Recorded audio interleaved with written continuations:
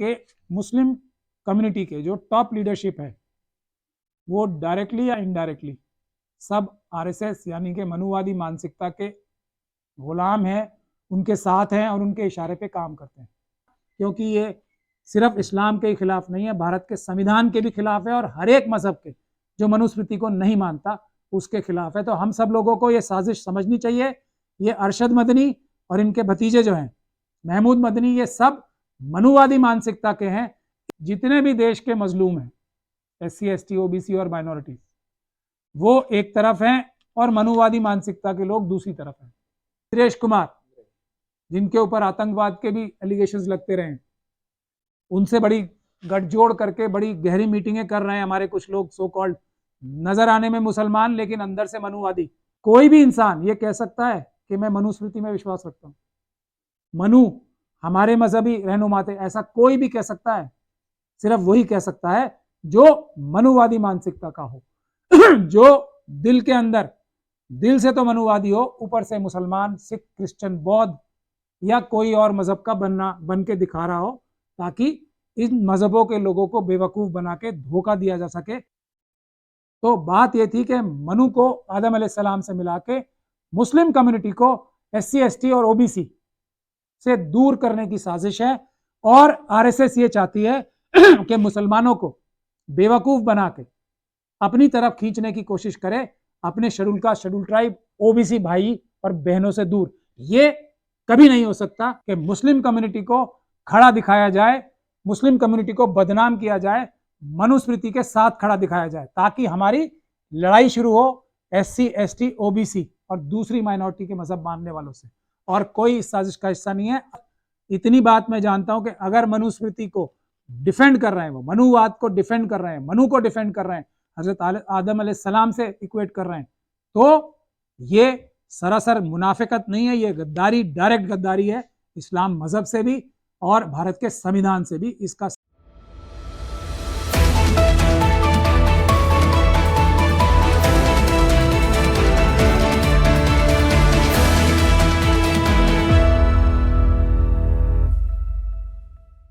लोगों को आज यहाँ आने का, मेरे ऑफिस में आप लोगों को जहमत और तकलीफ मैंने इसलिए दी कि मुझे एक मौलाना अरशद मदनी की एक वीडियो वायरल होते हुए नज़र आई है, जिसमें उन्होंने मनु और आदम अलैहिस्सलाम को एक ही बताया। ये मेरे लिए बहुत ही ज़्यादा शॉकिंग था। और जिस चीज़ के लिए हम लोग जो अम्बेडकरवादी हैं इतने दिनों से संघर्ष कर रहे हैं, इतनी मेहनत कर रहे हैं पूरे देश को ये समझाने के लिए कि इस देश में, इस मुल्क में दो ही वाद हैं, एक मनुवाद और एक अम्बेडकरवाद। यानी कि एक अम्बेडकरवाद है जो भारत के संविधान के हिसाब से देश को चलाना चाहता है, जो भारत का संविधान ये कहता है कि सभी मजहब को आज़ादी है अपना अपना मजहब पालन करने के लिए, मानने के लिए, और इंसान के बराबर होता है, कोई बड़ा या छोटा नहीं होता है। एक सोच ये है। दूसरा है मनुवाद, जो ये कहता है कि इंसान के बराबर नहीं होता, सब लोग ब्राह्मणों की सेवा करने के लिए पैदा हुए, बाकी सब लोग, ये यानी कि ब्राह्मण सबसे ऊपर होता है, उसके नीचे सब लोग होते हैं।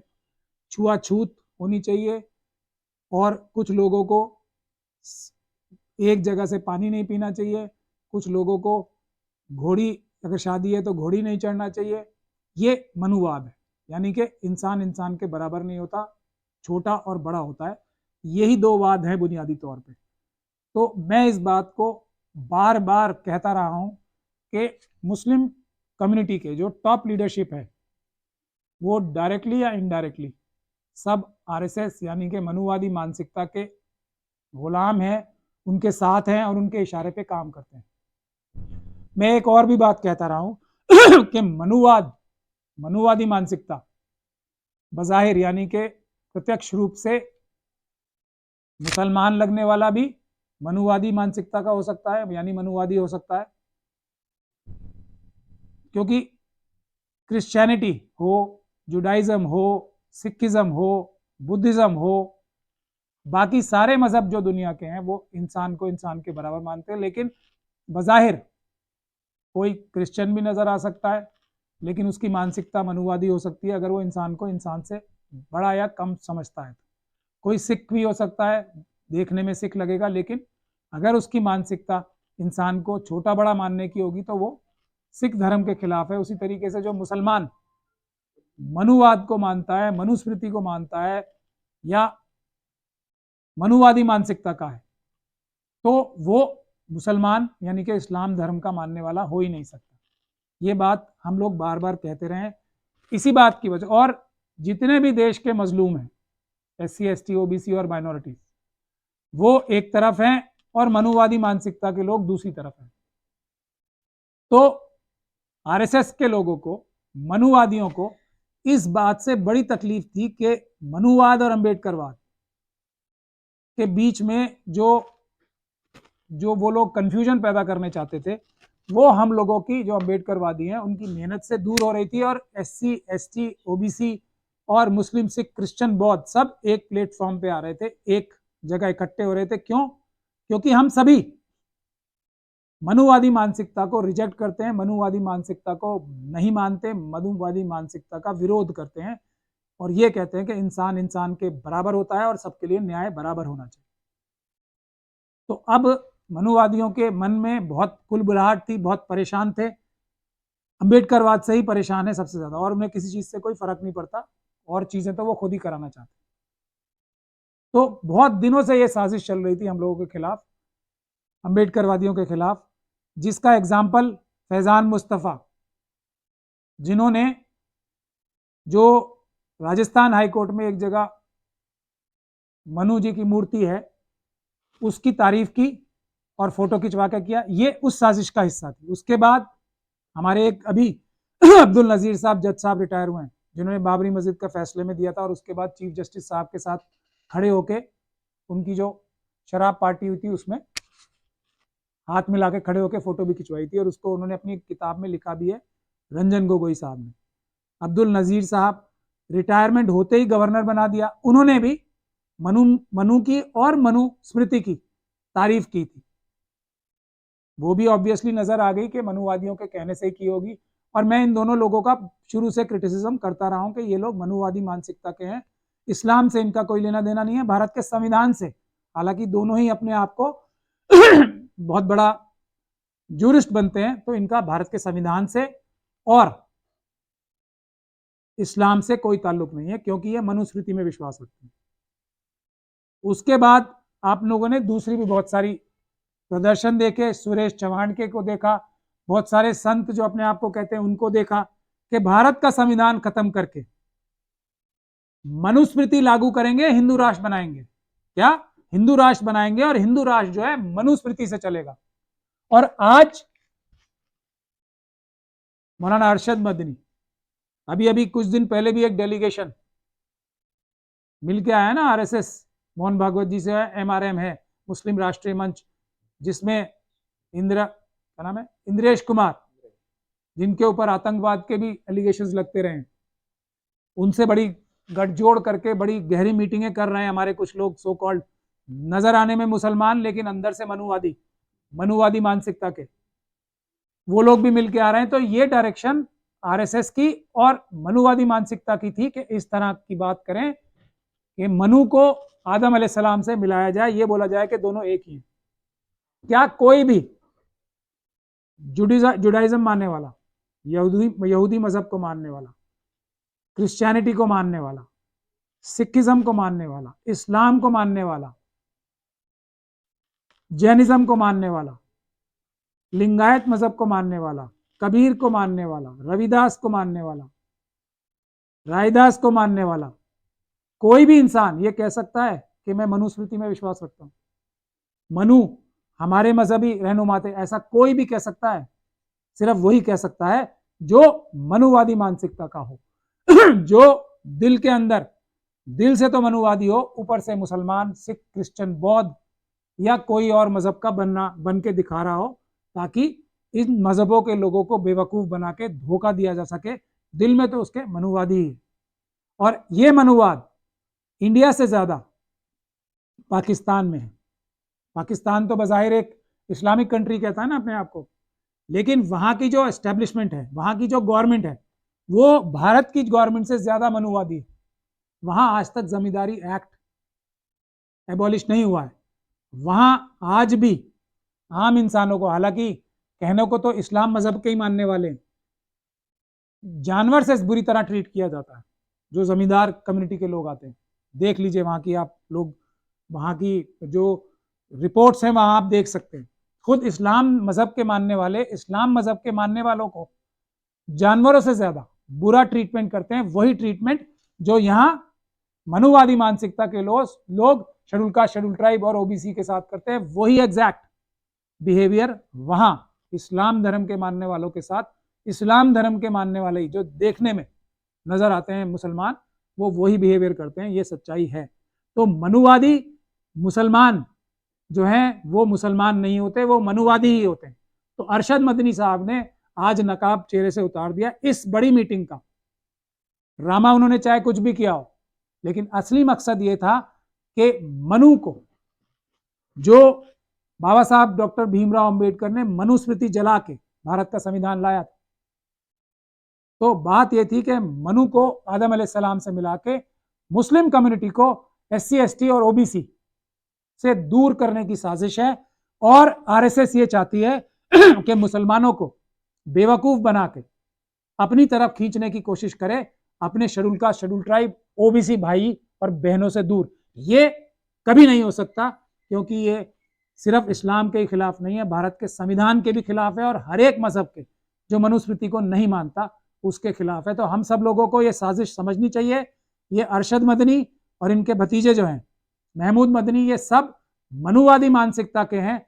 इन्हीं लोगों ने ये हमारे बीच में जो अशराफ और अजलाफ की जो दरार डाली है, ये यही मनुस्मृति के मानने वाले लोग जो मुस्लिम धर्म में घुस आए हैं, कुछ जो अपने आप को मुसलमान दिखाते हैं मुसलमान नहीं, हो ही नहीं सकते, ये उन्हीं की साजिश का हिस्सा है।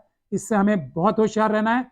अरशद मदनी, महमूद मदनी और कोई भी इस तरह का इंसान जो मनुवाद को, मनुवादी मानसिकता को डिफेंड करता है डायरेक्टली या इनडायरेक्टली, उसका बाइकआउट होना चाहिए। वो भारत के संविधान के खिलाफ है, भारत के कानून के खिलाफ है, और सारे मजहबों के खिलाफ है जो मनुस्मृति को नहीं मानते, जो कि सारे ही मजहब हैं।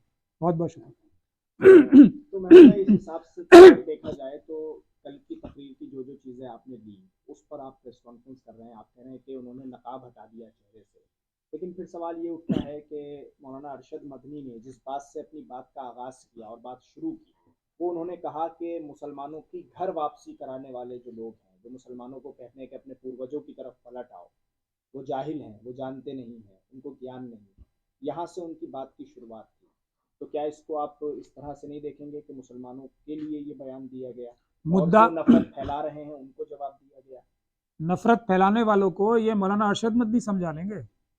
उनसे ज्यादा इस्लाम मजहब को उन्होंने पढ़ रखा है। इंद्रेश कुमार जी का बयान आप कोई भी पढ़ लें, हूबहू वही बात कह रहे हैं जो मौलाना अरशद मदनी कहते हैं। इनको 5000 साल से जो कोई ना समझा पाया, अरशद मदनी समझा लेंगे उन्हें। इंसान इंसान के बराबर होता है, ये उनको 5000 साल से भारत का संविधान नहीं समझा पाया, ये अरशद मदनी अपनी भाषण देके समझा लेंगे।